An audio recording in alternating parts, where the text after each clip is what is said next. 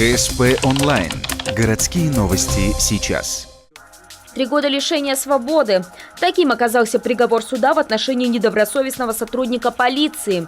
Мужчина, имеющий за спиной 10 лет службы в МВД, попал на скамью подсудимых за жестокие методы ведения расследования. Работая по материалу проверки о хищении сотового телефона, оперуполномоченный доставил в отделение подозреваемого.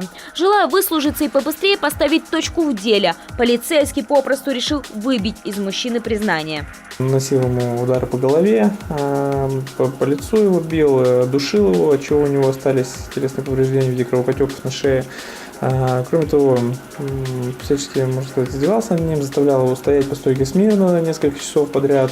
В итоге потерпевший провел в отделении целый день, но так и не дал признательных показаний, после чего был отпущен.